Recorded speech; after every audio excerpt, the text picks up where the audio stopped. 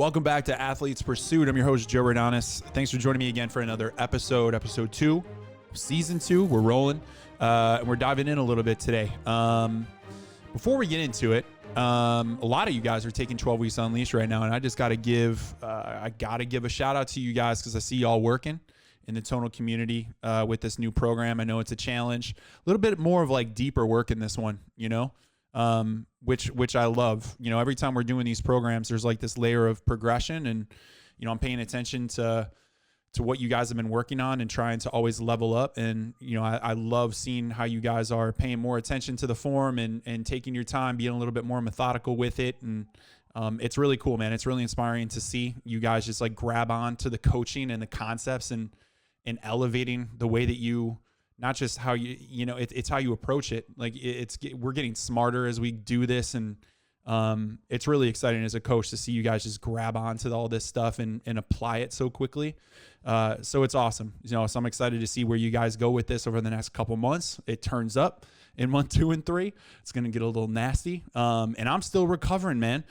Filming that is wild. We do, I might've mentioned this, but sometimes we'll do 2-a-days filming those units. So when I'm filming, it's like pretty intense when you're going into it. So I've been taking the last month to kind of slow down and recover, which for me, lifting wise, was more hypertrophy based, which I think I've talked about in like some episodes, like different styles of training that you can use. And that's how I look at that. When I get done like with filming with a program that's more intense and it was strength based, pretty high like fatigue as you're working and cranking out the volume, that we do. Hypertrophy kind of gets me back to settling in and slowing the movements down, and repair the body while you still isolate and build some muscle. And so then my plan is to get back into strength training and actually do what we're doing in Unleash, where we go into Juggernaut and conjugate to improve. Bar speed will be, probably sometime in March, certainly by April, and start cranking it up back into some performance. So, yeah, keep working, keep doing your thing. We're fired up. It's cool watching y'all. So, let's dive into the topic today. I want to do something a little bit different in this season. This is going to be, hopefully a quicker episode is the idea, a little bit more to the point on some of the perspectives that I have with training, maybe some of the lessons learned, through my life. And if you train with me on Tonal, you know that I'm a big believer in the psychology of training. I think that training is directly tied to human development if you want to use it as that. Certainly if you're lifting, it doesn't always have to tie to how you're growing as a human being, right? Maybe it's not that deep, but for me, it was always that way. Like I always use training as this place to develop myself. I was craving that ever since I was a kid. I always wanted to learn how to like step into my best self and what that meant and how that evolves with time. And for me, it was the best access point to do that, to give yourself a space to take all this energy that you have as you're learning about yourself, as you're navigating life and all of its challenges and all of its advancements and changes. The gym and my training was like a consistent place, right, where I could change it with my life and have it grow with me. And as part of that process, I was able to learn and continue to learn more about myself and step into myself even more. And so when I talk about these topics, as we get into these types of things, I want you to understand where I'm coming from, that there's this concept from, you guys might know Maslow, like Maslow's hierarchy of needs, right, is probably something that you're very familiar with, like base level human needs. There's deeper research that he did about self-actualization as a human being. What does that look like? Like if you were your ultimate self, and what that means is not just successful in terms of monetary value and being a business owner or super wealthy. It was more about becoming a balanced human, right? So I'm talking about the internal work where you feel a calmness of mind, you're stepping into your purpose, you're contributing, beyond yourself. You feel very centered, right? And so there's a a calmness of mind. And as you face chaos, you can maintain that and you can navigate that and be a leader within for yourself, for your family, for your communities. Like I'm a big, proponent of that. So that's the perspective that I'm really coming from. And the other is that I, come from it at an angle of, I think we can all agree that strength training in some way, shape, or form is necessary for our lives, especially for longevity. So your relationship to training, of course, is going to be very personal, and how you approach it is going to be personal, and how you approach movement is going to be personal to you. But I think that we can agree that we need some type of resistance training, and we need a relationship to movement in our lives. And that I think is foundational. The application of it, I think, is where, artistry comes in, and, personalization comes in. And that's what I really find beautiful about training. That's how I see it is, if you learn about all these different modalities and approaches, then really the goal is, how can I take all of this knowledge and make it something that really fits my life, right? And empowers me so that I can create routines and, disciplines and create structure that allows me to become at my best. And so I think discipline is a big part of that. I think being challenged in some way, shape, or form outside of your comfort zone is a big part of that. Anytime I'm not challenging myself, I tend to feel just not my best. I tend to feel like I'm settling or something like that. So, but at the same time, you can have degrees of intensity throughout your lives, and we should get to a spot where you can change how you're training based on the phase of life that you're in. So that said, if we're going to have this be a part of our life, it just makes sense to me that we should be doing this very well. Like, why would I be training and dedicating, all this time, whether it be 4 or 5 days a week or whatever it is for you, and making this a discipline and not create depth in the work. I hate wasting time. I hate doing things just for the sake of doing them. I want to have some passion behind it. I want to get something from it. I want to have some enjoyment from it. And to me, this always has to do with, like, am I becoming more proud of who I am? Do I like the human that I'm growing into through the years? And so I think your training can be a massive part of that. And clearly there's physical benefits that you're going to see, performance benefits, but I mean, I see this more about the human development, like the psychology, the content of your character and who you're growing into, how you approach circumstances and challenges, how you execute things, and even how you create like alignment within yourself, I think is a really big deal. So I want to break down a little bit and share my take on that, and how I view training in the sense of training being really a mirror for yourself. Training is really about psychology over anything. So let's dive into this a little bit today with this, and I'll explain to you really how I got there. The concept itself is pretty simple, and I think most of you guys would agree with me on this. I mean, it's not a revolutionary concept, but just because it's understood doesn't mean that it's executed, right? Common sense doesn't mean that it's applied. And I'm a big fan of simplicity. I don't think this stuff has to be complicated. I think it has more to do with, are you being honest and really taking this stuff to heart and reflecting and being intentional with this work. So to break it down, as a coach, and this comes from like my years of experience, not just as a coach, but in my professional world, certainly training clients, whether it be on tonal or in the group fitness setting, one-on-one, my time within healthcare, working with hospitals and, seeing how that's run, or even in the corporate setting, and working with people, and my time, as a kid playing sports, and even then my own training journey as I was going through. Because remember, I wasn't a trainer like right out of college. I was studying finance, and for the first like 10 years of my professional life, I was trying to find a balance with training and my work, right? I was trying to figure out that relationship. So in the beginning, I was also figuring this out. So all the things that you guys really are going through to be like, what's the best plan? What's the best resource? What's the structure I need? What's the progressions? How should I be doing things? What should I be doing, etc. I was looking for all of that. So this is kind of a comprehensive view of where I've landed today, because I think I have a really healthy relationship with training and empowering one, and I want to kind of convey that to you guys. So to keep it very simple, training comes down to two things.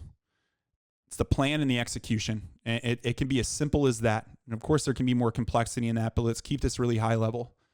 The plan itself is a big part. It's foundational. Like we need a good plan, and you guys would all agree with that. I mean, if you don't have the right work, well then, you could be marching in the wrong direction or not really getting the right progress. And, to that end, I struggled with this for a very long time myself, right? I think the industry has done a poor job in the past of communicating, what proper programming could look like. I was certainly confused. When I was looking for all this stuff when I was younger, whether it be going to magazines for like a plan that they were promoting, looking like an online resource, working with a coach and following their program, I found myself even bopping around, and it seemed that different people were contradicting the others and saying my method's the best, and no, that's not good. My method's better.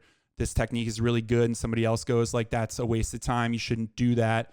The research says this, and then contradicts the research. It was just constant contradiction. So I felt like we did more confusing than anything. And to be real with you, that's why I got certified in the beginning. I was actually looking for resources. I wasn't planning to be a coach. I was literally looking for an understanding. So I was like, well, if I'm going to read this stuff straight from, I guess, the horse's mouth, like I might as well get certified in the process. And so I was just learning for my own sake, so I could get clarity and stop looking at these other resources like I was being sold.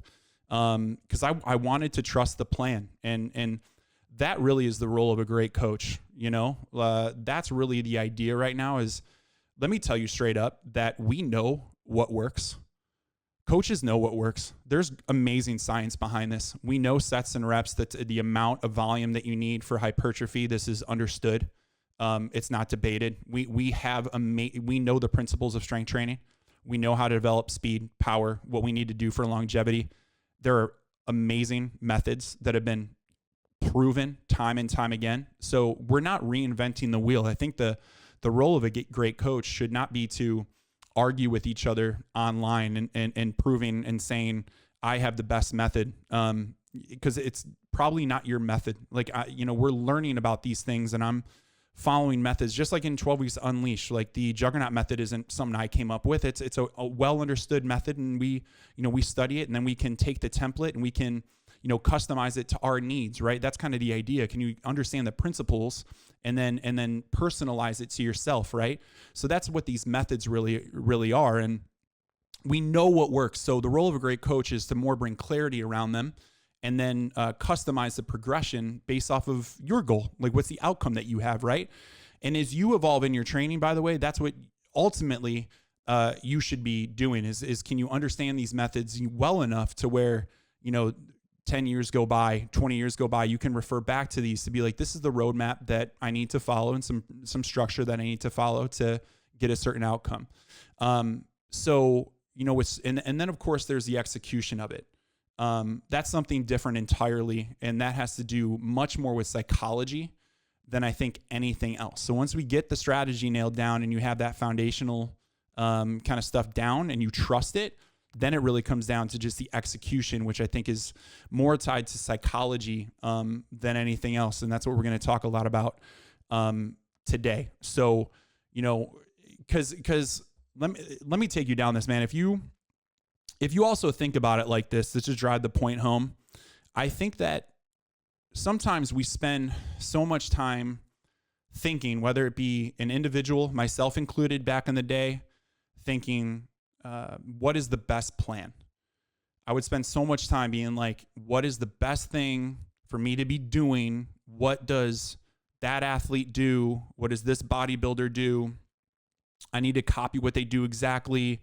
I need this stuff written down. But I'm telling you from my experience, if I were to write down, quote unquote, the best plan in the world for your goal, and I just put it down and I gave it to everybody, there would still be people that would not be able to follow it. And just think about it logically, right? If I put this down, because right now you have access to programming easier than ever. You can go on ChatGPT and go ahead and pop out a generic program. Like, you can do that. You can go online, you can search bodybuilding programs, you can find the Arnold split, you can research these methods.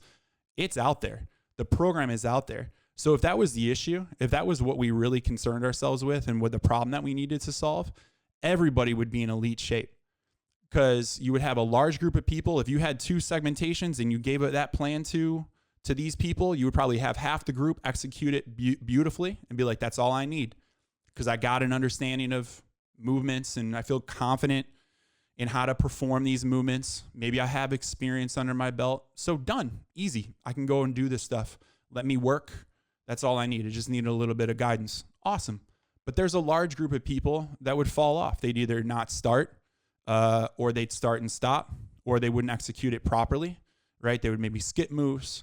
Maybe they would hesitate on certain moves. Maybe their intensity wouldn't be, matching what the program is really needing. Maybe it would be too much. Maybe they'd be adding activity, not enough, all these different factors. So that's why it's like, in my eyes, the issue is not the program itself. I mean, it's obviously a component, but it's not the only component.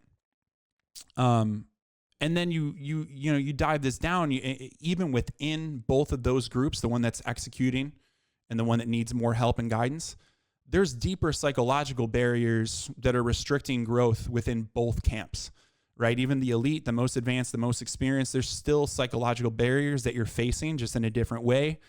Just like someone who's brand new to this has different psychological barriers, and these things are going to grow throughout. So, the focus to me is really about that execution and more than anything else.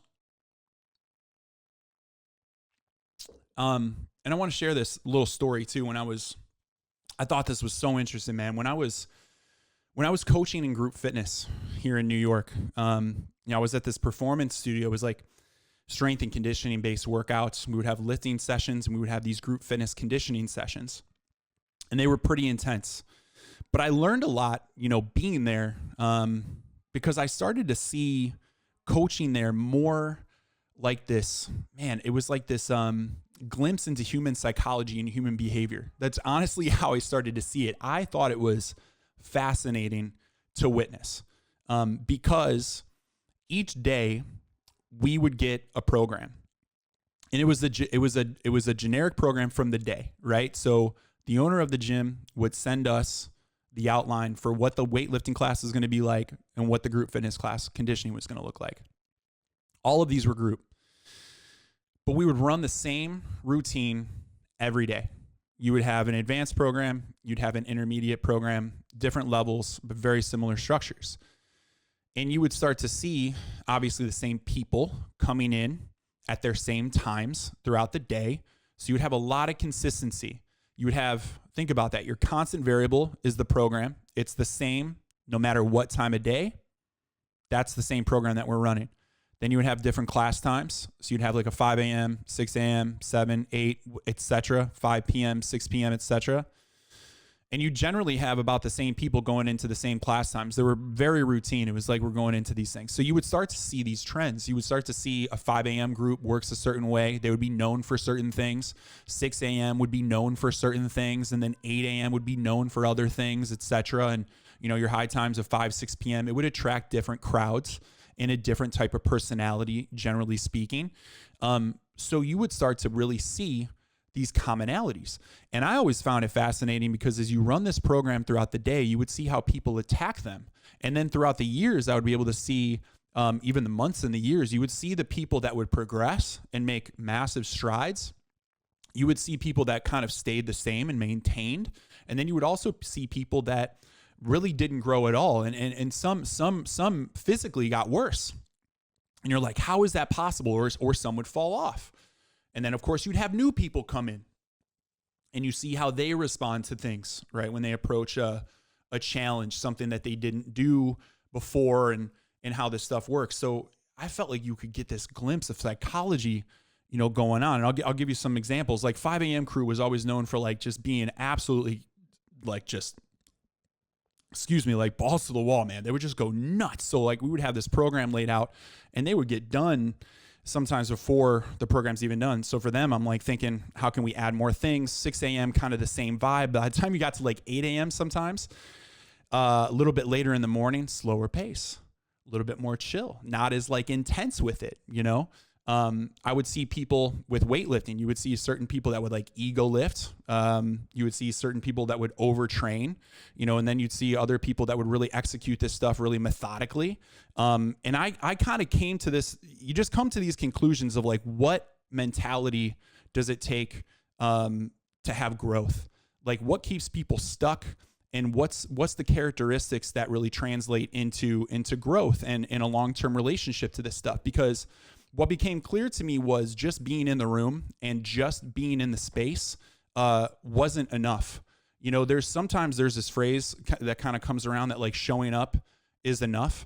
And I get that to an extent, you know, like when you're early in your training, I'm like showing up is enough because that's a challenge that you have to overcome, right? The consistency is kind of part of that battle. So early on in your journey, absolutely, showing up is enough. You got to be there. You got to establish the habit.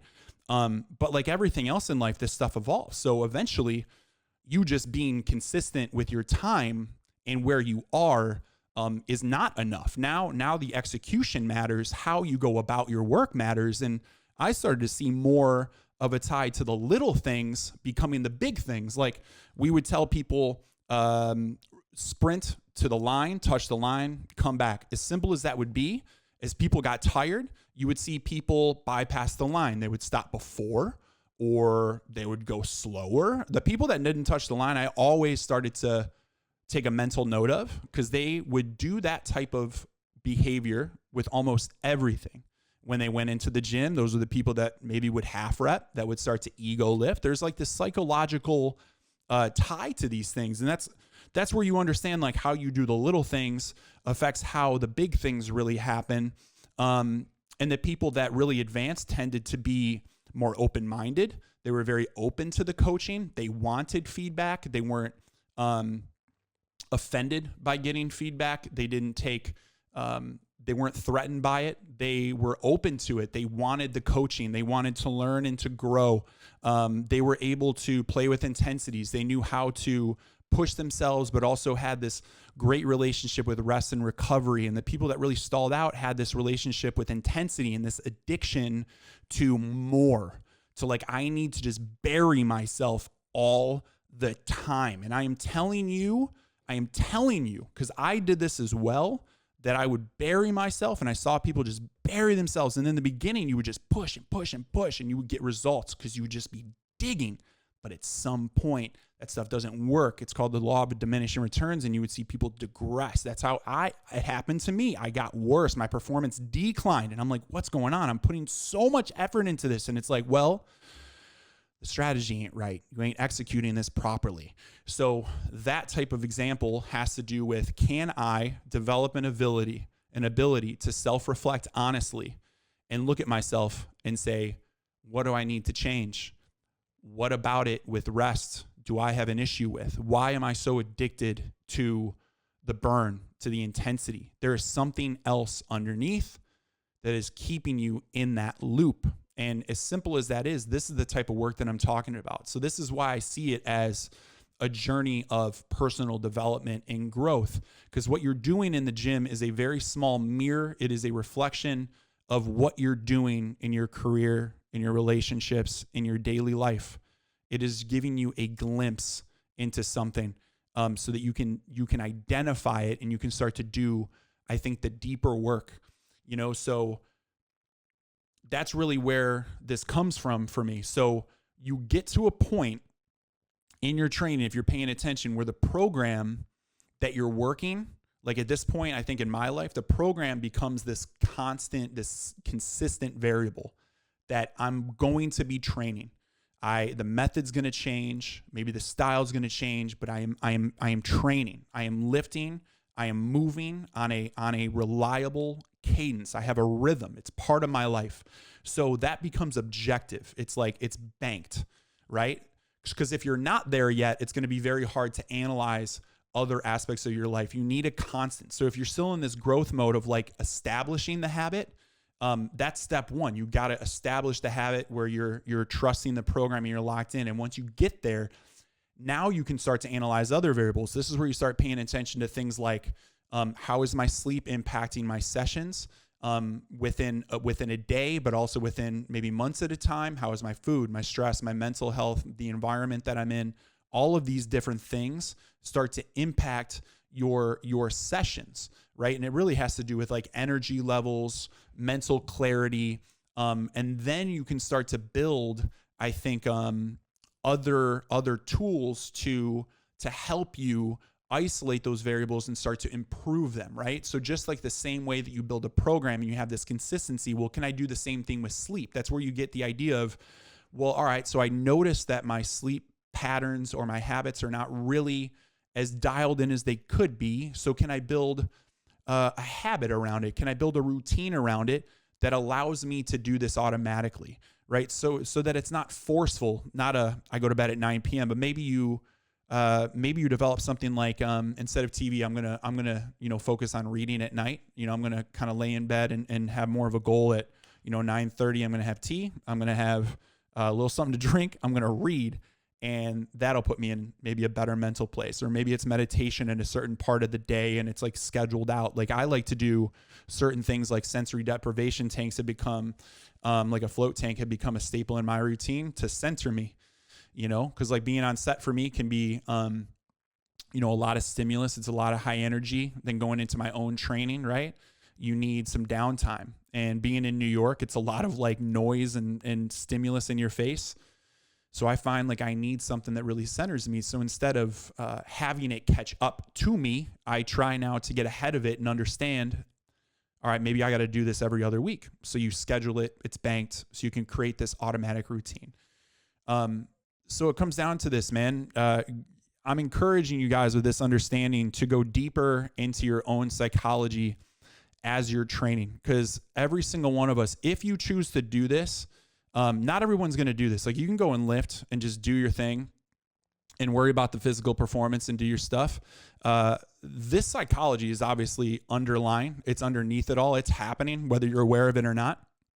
It's just, can you develop an ability to have honest self-reflection? Can you really do that? I think if you can teach yourself how to honestly self-reflect and critique without judgment, with curiosity, so that you can grow, so you can be gentle in your criticism of yourself. It's not to say that I'm doing something wrong. It's to say, what can I nail down a little bit better? What can I refine? I think it's going to change. It's going to change your life. It certainly changed my life, because every level of your training has this. Like think about the beginner that's new to lifting, the difficulty that they have with anything. And if you can't relate to that with lifting, think about it with any skill or new habit that you have, how difficult it is to develop a new habit. To adhere to a new routine is insanely difficult. The way that human beings are wired, it is very, very hard to create an automatic routine. Once you stick with it, once you get to a point of like after several months, however long it takes, it becomes ingrained, right? Because you have those neural pathways like just absolutely established. So now it's like just automatic. We're not thinking about it. But the process to get there, come on, man, we got to admit that it's freaking hard. So I have empathy all the time with beginners of like, it is difficult. And you got to think about the battles that people are facing. Low self-esteem, a little bit of self-doubt. Maybe they have a history of giving up on themselves, running away from challenges. You feel overwhelmed with new things, right? So you feel overwhelmed, so you step back. Maybe just inexperienced. You're a little bit intimidated, by movements and how to approach them. You don't trust yourself yet. You haven't learned proper form. Nobody's taught you. You're building a belief. You're finding a pace and a rhythm, a schedule that you can trust. Like this is a process in itself. And I wish, and that's the goal of this, is that we talk about this stuff more. Everything we do is a psychological battle to create alignment. And I wish that beginners would start to understand and have empathy with themselves to be like, this is going to take time. And so the goal is not to just be locked in from day one. You might be, on and off. You might have like a step forward, 2 steps back. It doesn't matter. You just got to keep staying on it and start to isolate these things, because you can change your thinking over time. You can create these patterns. You can do it if you stay on it. If you just simply don't give up, good things are going to happen. And if you even think about the experienced athlete, there are people that have been lifting for forever, right? I see them all the time that are so experienced, that have been doing stuff forever, man. And you can be in a great place. You could become a great athlete. You're lifting a lot of weight, all this great stuff. But maybe you're stuck in development. I mean, this happens. Maybe it's conscious. Maybe you're like, I want to stay here. I like where I'm at. Cool. If it's conscious behavior, I freaking love that, man. You're just making a decision of like, I love where I'm at. I love this routine. Solid. We're in a good spot, right? I'm making a decision then that I'm like, this is good for me. I like this. But there are tons of people that are stuck for reasons of ego, right? They're confusing experience for progress. They're confusing motion for progress. Maybe they've been following the same routine forever. I've known so many people like that in my life that have come up to me and be like, I'm not making progress. And they're like, I'm like, what's your routine like? I'm like, been doing this for like 5 years, same split, same movement, same everything. And I'm like, well, there you go. It doesn't, maybe they don't take feedback. They're not great with criticism. They're a little bit more of a fixed mentality, those types of things. So, that, can you be aware of that? And, I think about this analogy, quite a lot, actually. I always tie, the work that we do as coaches, the same way that, the culture in a locker room is like developed, as an athlete, because you're trying to drive performance, which I think takes a mixture of a lot of things to pull the best out of people. And just to talk about the Chicago Bears for a second, if I could, one of my favorite topics of late. But I really do think about this, and it relates. Think about how this relates to you. The program is one thing, right? We just talked about, like, you can have a program, but then there's the execution. Everybody in the NFL is freaking talented. Like, let's be serious. They're the best of the best. They're insane athletes. I don't care if you're on the worst team imaginable in the NFL. You are an insane athlete. It's ridiculous. So what's the difference? The difference is usually culture. It usually has to do with a belief. Think about the Chicago Bears last year, where you have almost the same roster as this year, very similar, very different results. And I think there wasn't a belief last year. I think the standards were like fairly loose. The coaching itself wasn't as tight. The level of accountability was missing. And then you bring in big bad Ben Johnson, and look at how things happen. And it's not just because of him. He's the catalyst.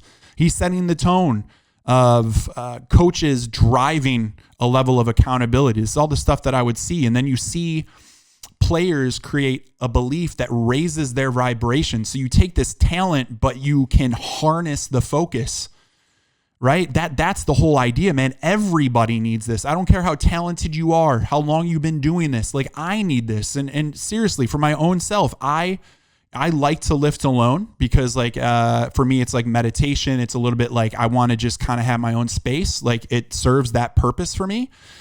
But I recognize, honestly, that I could train at a higher level, at a higher vibration, if I was around an environment like I was when I was training with others, 5-6 years ago.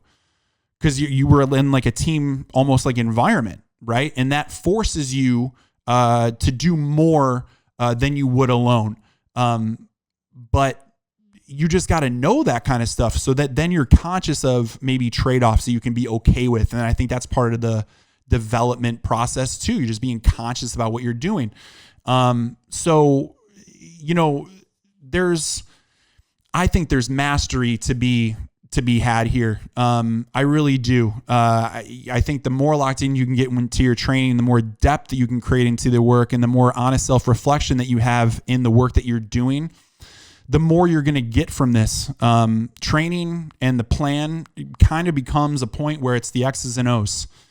It's simple play. It's like, it's playbook stuff, and it's down and it's written. So it really comes down to how well are you going to be able to execute the smallest of details. And as you go through the months and the years and hopefully the decades of your training, if you're looking at it through this lens, then think about how the tiniest of details and the smallest of corrections that you're making day to day, week to week, month to month is going to add up over decades. That's why I'm always thinking about the long game. I do not pay attention to or concern myself so much with if I had if I'm not where I want to be today, or if I had a bad week. Like it's like get back on, lock back in, and focus on I want to develop a rhythm that's going to make me great in 10 freaking years. Like I want to play that long game so you can make mistakes, you can make corrections, and you can stay on course for that long game, man. Small adjustments are everything.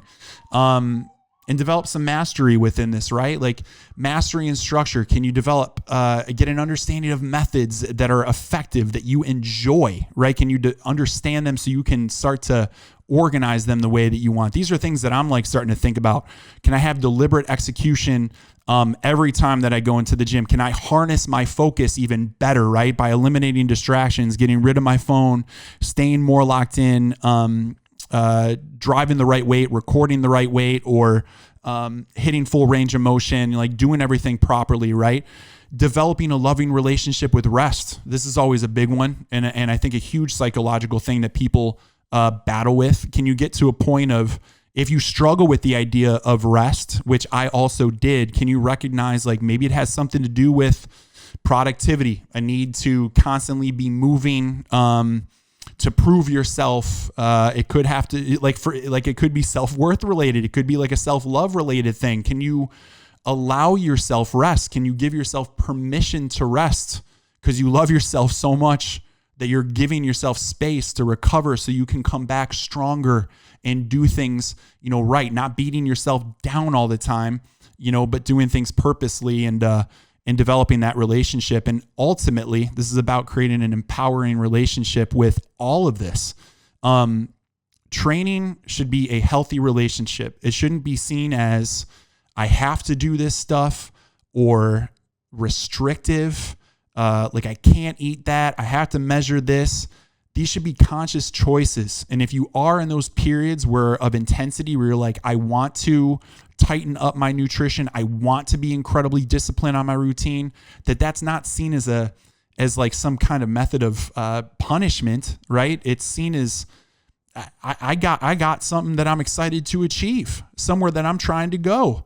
And then having the long-term view of I'm not going to do this forever. I can lock in for 6 months, get to where I want to go, and I can scale back, right? Developing that type of long-term view about things. So look, I hope this helps, man. This is like kind of a lens that I view training from all the time. It's why I talk about it all the time as a coach is I think the psychology is really where people get stuck the most.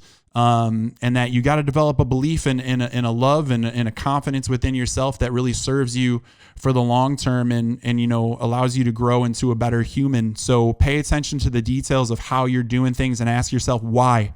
Why do you do this stuff? Like, be more conscious about it. Don't just be on autopilot and, get to know yourself. And I just encourage you that as you get to know yourself, as you get to uncover things about yourself, and maybe the things you don't like, all that kind of stuff, do not meet yourself with judgment. Meet yourself with the curiosity of learning why. Show yourself compassion, and you will grow. You will continue to grow.